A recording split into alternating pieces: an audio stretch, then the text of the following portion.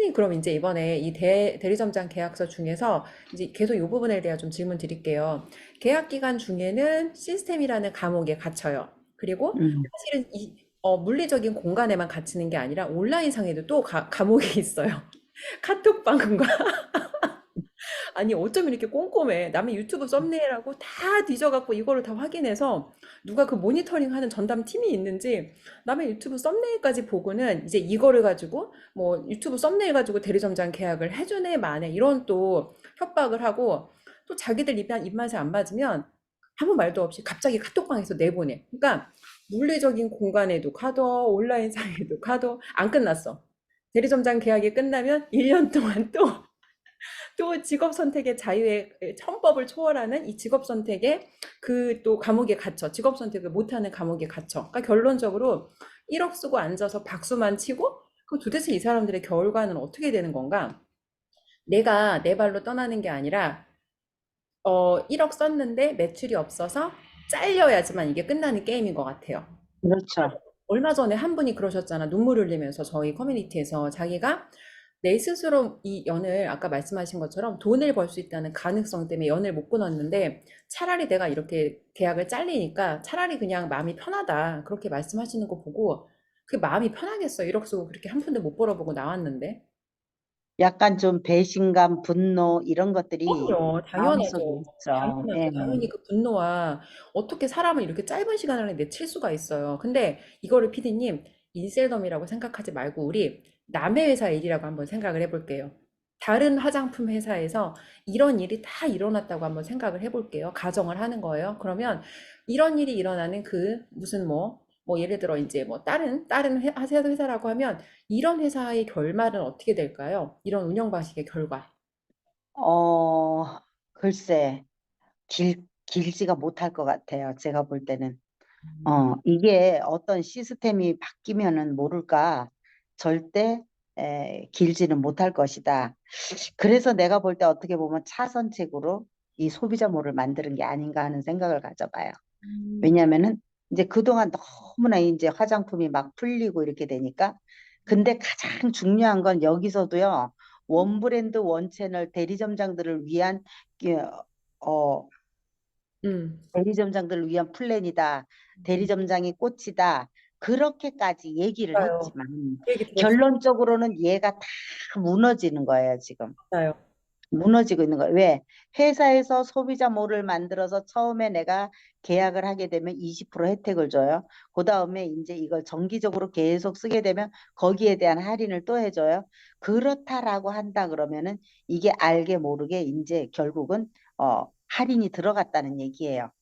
또 거기다가 지금 이제 판매를 해보면은 제가 현장에 나가서 느꼈던 게 뭐였느냐면은 사람들이 이 아니 그 온라인 상에 네이버 상에 어, 인셀덤 제품이 너무너무 싸게 풀려 너무 있는 거예요. 많아. 너무 싸고. 그러다가 보니까는 결론적으로는 어때요? 바깥에 나가면 사람들이 야 거기는 진짜 싸. 그러다가 보니까 얘는 이제 그 이상 반응들이 나타나는 거예요. 그러니까 이걸 케어를 잘 받으면 인터넷에서 써도 되는 거예요. 그러니까 사람들이 요즘은 다 똑똑하잖아요. 그래서 처음엔 내가 잘 못 쓰니까 케어를 받고 제품을 거기서 사 쓰는 사람들도 있어요. 얘는 저도 기대 그런 돼 사람, 네, 봤어요. 그래서 결론적으로는 가서 점점 더 사업이 어려워져요.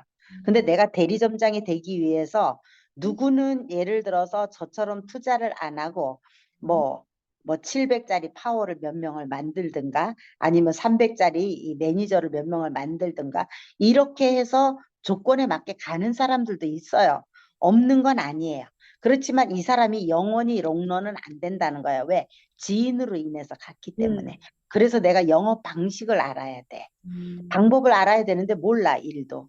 음. 그래서 이런 얘기를 누군가가 하더라고요. 근데 제가 이게 정확한 건지 아닌지는 잘 모르겠는데 이 아까 그 톡방에서 내보내는 그런 전담팀이 있는 게 아니나 이렇게 얘기를 하셨는데 그것까지는 모르지만은 심지어 그 두 대표 중에 누군가가 온리 그거를 하는 사람이 있다라고 얘기는 아, 하더라고요. 근데 이제 근데 저는 있다고 생각해요. 왜 없다고 생각은 그러냐면 안. 그 사전에 본인한테 통보를 안 하고 톡방에 내보내면 그 약간 그 기운이라는 게 있잖아요. 사람들이 음, 그 물리적인 공간에서 사람이 제거되는 거지만 어떻게 보면 그 사람의 인격을 거기서 제거하는 거잖아요. 그러니까 그럼요. 공포심을 준다고요. 숙청되나 보다. 이런 식으로. 맞아요. 숙청된 거죠. 그게 문제다. 그거를, 사람들이 그러다가 보니까 이제 불안한 거야, 본인들이. 그렇지. 맞아요. 그러니까 다시 그 지옥 같은 그 시스템 인으로 안 되는 줄 어, 알면서도 그 재계약을 위해서 그냥 들어가는 거예요. 그러는 거지. 그래서 이런 것들이 어떻게 보면은 상당히 교묘하게 회사 입장에서 되게 잘 만들었다. 음, 이런 생각도 해보기도 하고. 근데 이제 대리점장들은 어떻게 보면 되게 어려운 거죠. 음, 그래서 이거를 분명히 다 일일이 다 하는 사람이 있다는 거는 제가 들었어요. 그리고 그 다음에 이제 이 대리점장들이 이 시점에서 내가 지금 현재 처해 있는 그 현황, 나의 위치를 한번 생각했으면 좋겠어요. 지금 처해 있는 환경. 그래서 내가 여기서 진짜 내가 앞으로 이 시스템이 아무리 좋아도 나 성장할 수 있나 없나? 그러면 난 여기서 어떻게 해야 되지? 아니면은 나는 돈을 여기서 진짜 내가 벌어야 되나? 아니면은 이게 답인가? 옳지 않은가? 이런 것들을 해서 현실을 직시해 가지고 내가 할 수 있는 그런 방법을 찾아야지. 온리 시스템인 그리고 이런 데다가 해가지고 이 시스템인을 해서 내가 잘 되면 해야죠. 그럼요. 그렇지만 아니잖아요. 그래서 그런 것들을 좀 똑바로 볼 수 있어야 되고 그 다음에 이게 카톡방도 대리점 방이라는 게 있어요. 대리점 방. 대리점 방은 일반 예를 들어서 우리가 그 라인이 이 누구 라인 이런 것들이 있습니다. 그러니까 이제 군대식으로 얘기하면은 각 그 이거를 소대 분대 분대라고 해야 되겠다. 분대. 한 팀처럼 이렇게 밑에 쭈루루루 그래서 이렇게. 그래서 한 팀에 제일 먼저 한 사람 음, 그 사람이 이제 톡방을 만들어 갖고 운영하는 게 있어요. 그리고 이제 대리점 방이 있어요. 이 대리점 방은 절대 일반 대리점장들이 손대는 방이 아니에요. 아, 요거는 진짜 들리는 말에 의하면 여자 대표가 이거를 관리한다 그러더라고요. 아, 그래서 이제 여기서 네가 얼마나 수석 대표님이 메시지를 보냈을 때 얼마나 답글을 달고 이게 참여하느냐 이거예요. 그래서 이제 참여를 안 하면 내보내는 거예요. 그래서 저 같은 경우는 근데 그렇게 따지면은 아주 그 시스템대로 하면 저는 나쁜 년이죠. 왜? 대표에 댓글도 안 달죠. 시스템 인도 안 하죠. 그러니까 아닌 거죠. 근데 피디님 너무 그래서 이상해요. 여기 지금 물건 팔러 온 거 아니에요, 다들? 화장품 팔러 물건 온 거 팔러 아니에요? 온 거죠. 예, 화장품 예. 팔러 왔는데 자기 거 잘 팔면 되지. 댓글이 무슨 상관이에요? 댓글 내가 열심히 파느라고 댓글 달 시간이 없을 수도 있잖아. 맞아요. 맞아요. 근데 이게 결론적으로는 내가 이제 처음에는 성장이 안 되니까 눈에 보이지 않았던 거야. 음, 근데 음, 이제 이게 자꾸 소리를 내다가 보니까 뭔가 이제 그게 있다가 보니까 보고서 이제 내쫓아 버린 거지. 눈에 띄게 그래서 주목받고. 눈에 띄고.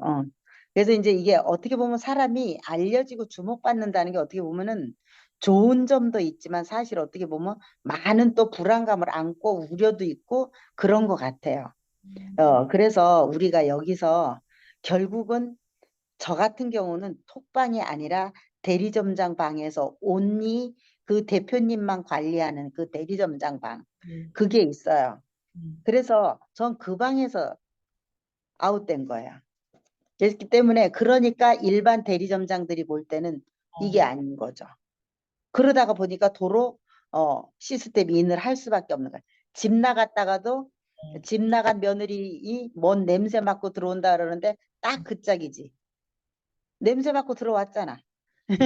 피디님, 최근에 인셀덤 재계약이란 키워드가 어마어마하게 검색이 되거든요, 블로그에. 그럼요. 이게 왜냐면, 그러니까 사실은 이런 작은, 어떻게 보면 작진 않아? 근데 어쨌건 사람 하나를 내보내는 걸 전체 그 많은 사람들이 봤을 때는 많은 사람들 중에 한 명이지만 굉장히 알려주고 영향력 있는 한 사람 하나에게 자신들의 절대 권한을 행사함으로써 어마어마한 공포감을 줘요. 그냥 아무 말도 안 했지만, 니네 잘 봐. 이렇게 제거될 수 있어. 이렇게 잘리는 거야. 라는 공포심을 주고 사람들은 제일 무서운 게 상상력이에요. 그걸 보고 자기가 꼬리에 꼬리를 물어. 내가 재겠다. 안 되면 어떡하지? 나 아직 1억 투자한 거 반이 뭐야? 내가 진짜 반도 3분의 1도 해서 못해. 그러니까 자기 나름대로 각자 나름대로 시나리오를 쓰고 결국은 그 두려움에 따라서 어떻게 보면 약간 두려움에 내가 두려움 때문에 선택을 할 수밖에 없게 되는 것 같아요. 맞아요. 그것이 옳아서가 아니라 그것이 옳고 내가 동의해서가 아니라 나에게 피부에 닿는 피해가 당장 상상이 되니까 그렇게 사람들을 움직이려는 시도라고 느껴지고 저는 그래서 더 나쁘다고 생각해요. 이런 시스템은 진짜 두 번 다시 없어요. 근데 분명히 얘기하지만 두려움 때문에 거기를 공포 때문에 다시 또 인을 해가지고 내가 성장도 안 되면서 들어가는 사람들은요, 결국은 나중에 일어설 힘도조차 없어져요. 맞아요. 그걸 아셔야 돼요. 왜냐하면 영혼까지 다 털려서 제기할 수 있는 힘이 없어진다는 거예요. 그걸 아셔야 돼요.